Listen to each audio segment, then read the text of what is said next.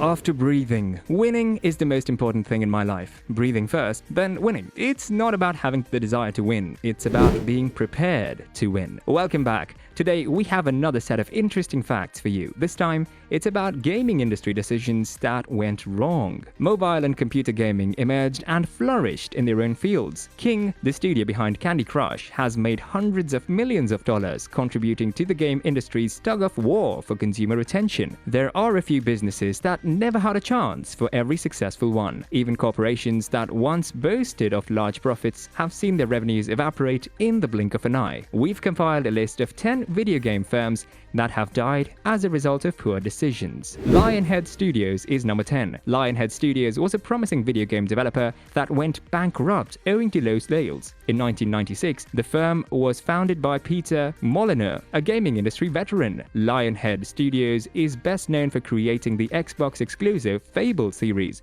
the most well-known of which is Fable 2. It also created the groundbreaking Black and White series. So how could such a company fail? In 2006, Microsoft purchased Lionhead, resulting in the successful release of Fable 2. Lionhead, on the other hand, died as a result of the acquisition. After that, when Microsoft hurried the creation of Fable 3, Peter Molyneux and Microsoft clashed. After Molyneux left Lionhead, the firm was unable to produce another excellent game. Microsoft shut down the studio before releasing Fable Legends in 2016. We'll never know if Fable Legends would have been a fantastic game. 38 Studios is listed 9th. To say Kingdoms of Amalur was ambitious is like saying a burning building would damage the ice cream inside. It's an exaggeration. The Rhode Island Board of Economic Development gave Kurt Schilling, a former pitcher for the Phillies, Red Sox, and Diamondbacks, a massive loan. This $75 million loan was intended to assist the state launch a video game sector, with Kingdoms of Amalur leading the charge. The issue was that the money had been spent, but not wisely. It all culminated in a dreadful situation in which the game sold rather well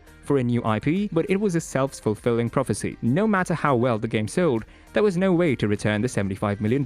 Free Radical is number 8. When the Free Radical and publisher Ubisoft started working on Haze, a first-person shooter that has been dubbed as a Halo killer since its inception, Bungie's franchise was still the largest name in the FPS scene at the time, though Call of Duty would eventually overtake it, and every developer wanted to dethrone them and reap the benefits. The problem was that, while Free Radical had a big project on their hands, Ubisoft was more interested in telling the media how it was going to make Halo look like a baby than in fixing the issues the team was having throughout development. As a result, the game received a lot of flack for being so bold before launch, and it played a big part in Free Radical's demise a few months later. The 3Do Company is 7th. Trip Hawkins, who also created EA, came up with the breakthrough idea of teaming with 7 firms to produce the 3Do interactive multiplayer platform. The game platform was created by LG, Time Warner, AT&T, and MCA, among others. The 3Do interactive multiplayer arrived in 1993 with a hefty $699 price tag, the move that contributed to 3Do's demise.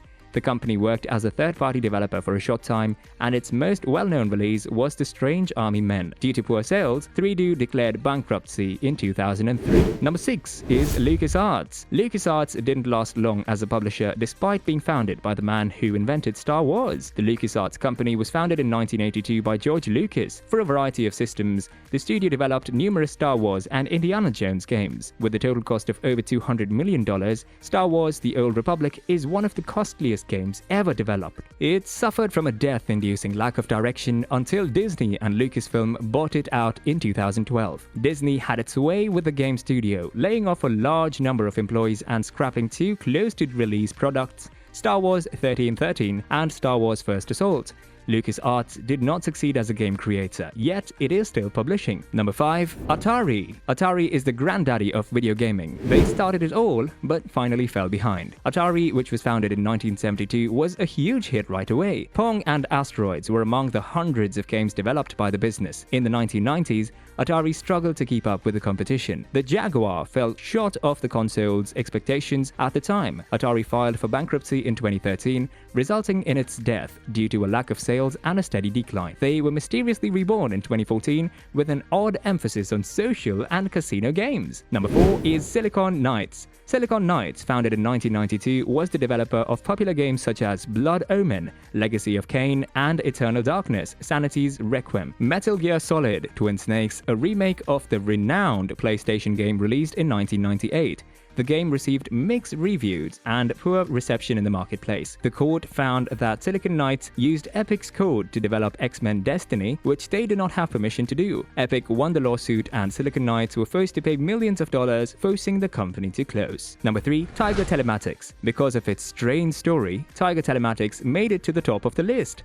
The Gizmondo, the company's worst-selling console, is the most well-known product. This Swedish electronics firm was founded in 2002 as a result of a merger between a Swedish electronics distributor and, strangely enough, a Florida-based carpet store. Shortly after, the firm made the fatal error of hiring Stefan Eriksson. Before turning a profit, Tiger Telematics released the Gizmondo and spent a ridiculous amount of money on marketing it. Tiger Telematics fell bankrupt as a result of its extravagant expenditures. Stefan Eriksson was quickly discovered to be the leader of a Swedish mafia organization, and he was facing numerous charges. The hiring of Eriksson by Tiger Telematics was the final straw. Number 2 is Sega. Sega was once a powerhouse in the world of video games. Sega began as a maker and provider of arcade games in 1940 and has changed multiple times since then. It went from arcade machines to arcade games, home consoles, and lastly, software. In its heyday, the corporation had a lot of success. Sega thrived in the late 1970s when arcade games were at their peak, with titles like Zaxxon, Sub-Rock 3D, and Astron Belt, the first Laserdisc game. When the Sega Genesis was released in 1988, along with their mascot Sonic the Hedgehog and his famous series, Sega dominated the home system market. The Genesis was Sega's pinnacle in the console business, while the Saturn and Dreamcast systems didn't fare as well. Sega experienced financial difficulties from 1998 to 2002 as a result of poor console sales, as those two companies released certain machines that were considerably ahead of their time. Sega was on the verge of bankruptcy until they turned to software-only operations, successfully recovering itself from near-permanent failure. Number 1 is THQ. Have you ever watched WWF SmackDown or WWE WrestleMania? The producer of popular wrestling games, THQ, may be familiar to you. THQ, which stands for Toy Headquarters, entered the video game market in 1989. THQ had a bright start, as it signed exclusive arrangements with entertainment giants such as WWE, Nickelodeon, Disney, Pixar, and DreamWorks. It also acquired and established a large number of subsidiary companies. THQ experienced financial difficulties as a result of its lack of popular recognition, resulting in a $50 million debt default. The company's demise resulted from its failure to improve its image. In 2012, the publisher declared bankruptcy and all of its assets were liquidated. The trademark was bought by Nordic Games in 2014, but THQ is no longer in use. Each of these businesses had a chance to bite into the success pizza, but their poor decisions only resulted in greasy fingers. While the majority of them were bankrupt, a few of them tried to resurrect themselves or were acquired by another firm. So that's all for today's video. Thanks for watching. Do like the video if you enjoyed it. Share and subscribe to our channel to be a part of this gaming community.